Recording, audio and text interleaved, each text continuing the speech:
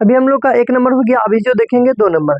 तो 2 नंबर में क्वेश्चन दिया है, बिंदु 4, -1 और -2, -3 को जोड़ने वाले रेखाखंड को समत्रिभाजित करने वाले बिंदुओं के निर्देशांक ज्ञात करें। यानी समान कितने भागों में बांटना है? 3 भागों में बांटना है, लेकिन समान होना चाहिए। एक रेखाखंड को कितने भाग में? 3 भागों में।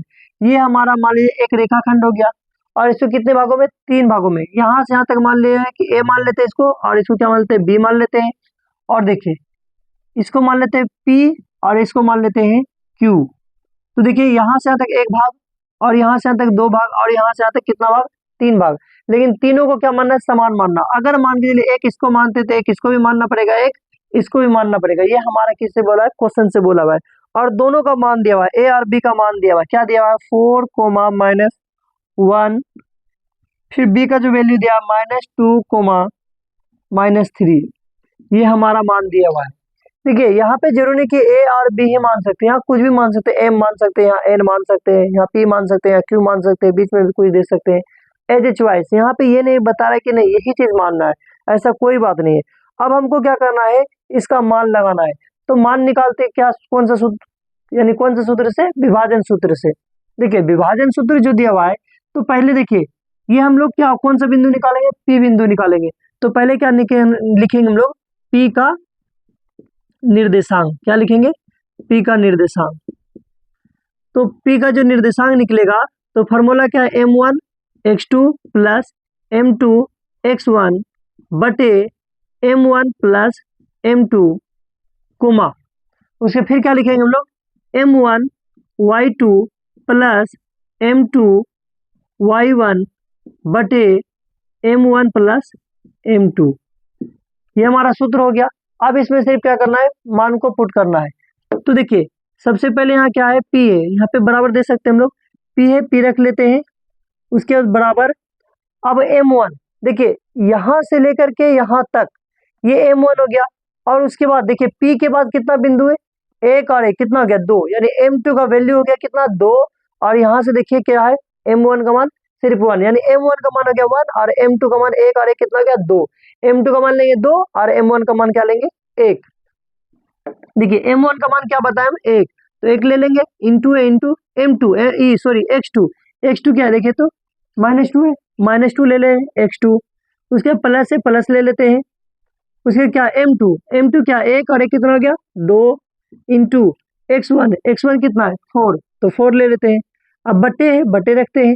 m1 कितना है? 1 और प्लस m2 कितना है? 1 और 1 कितना हो गया? 2। m2 कितना है? 2। कोमा है, कोमा ले लेते हैं। उसके बाद क्या? m1 कितना है? फिर देखिए तो m1 कितना है? 1 ले लिए इंटू y2 कितना है? -3 ले लेते हैं, -3 ले लेते हैं। फिर क्या है? प्लस से प्लस लेंगे। m2 कितना है? 1 और 1 2 है, 2 ले लिए। और y1 कितना है? -1। तो -1 रख लेते हैं। अब बट्टे क्या है? m1 कितना मान कितना है? यानी m1 का मान 1 है, 1 ले लिए। प्लस m2 का मान 1 और 1 कितना हो गया? 2। अब इसका क्या करेंगे? पूरे में कोष्ट दे देंगे। उसके बराबर प्लस गुना माइनस, -2 1 कम 2 प्लस गुना प्लस है, हाँ प्लस रख दिए। और 4 दूने कितना होता है? 8। इसको भी ले लिए। 2 और 1 कितना होता है? 3 रख दिए। फिर कोमा है, कोमा दे देंगे। प्लस गुना माइनस, -3 1 कम 3 प्लस गुना माइनस 2 1 कम 2 कितना है? 2 और 1 3। इसको जोड़ लेते हैं। उसके कोष्ट कर देते हैं। उसके फिर बराबर 6 में से अगर 2 जाएगा कितना बचेगा? सॉरी 8 में से अगर 2 जाएगा कितना बचेगा? 6। अब बटे कितना है? 3 रख दिए। कोमा माइनस माइनस क्या होता है? प्लस। जुटे ले चिन्ह वही रहेगा। 3 2 5 लिख लेते हैं। अब बट्टे कितना है? 3 लिख लेते हैं। उसके बाद कट जाएगा 3 दूना 6, 3 दूना 6 2 कोमा -5/3। ये हमारा किसका मान निकल गया? पी का मान निकल गया। अब हमको किसका मान निकालना है? क्यू का मान निकालना है। तो हम लोग क्या लिखेंगे? क्यू का निर्देशांक। क्या लिखेंगे? क्यू का निर्देशांक।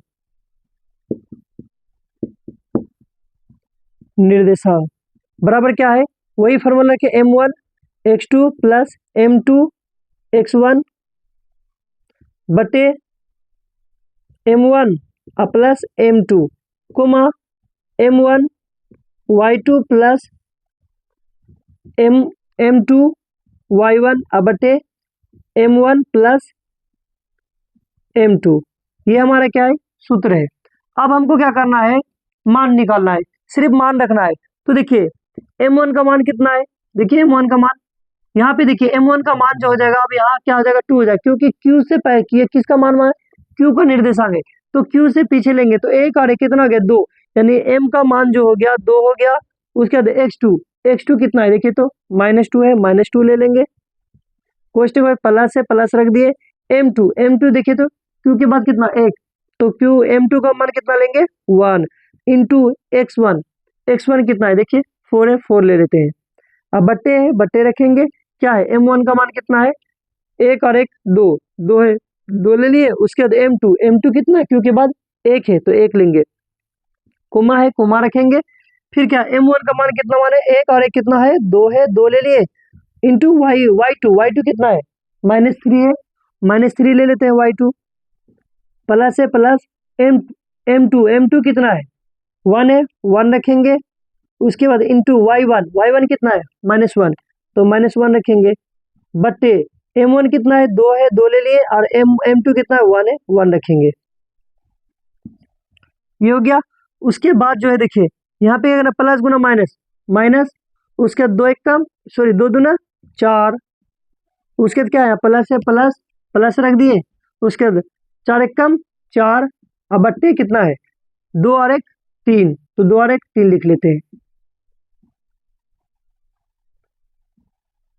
यहाँ बराबर है, बराबर रख देते हैं, कोमा है, कोमा रखेंगे, प्लस गुना माइनस क्या हो जाएगा माइनस, उसके बाद 3 दूना 6 होगा तो 6 लिख दिए।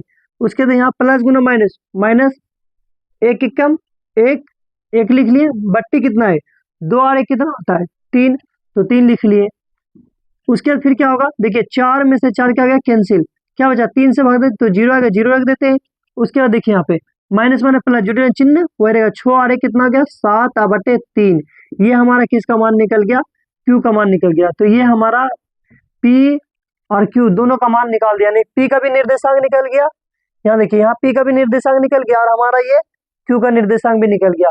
तो हमको जो मांगा था मेरे से वो हम लोग दे चुके हैं, तो ये हमारा 2 नंबर पे क्या हो गया, कंप्लीट हो गया। फिर आगे हम लोग देखते हैं।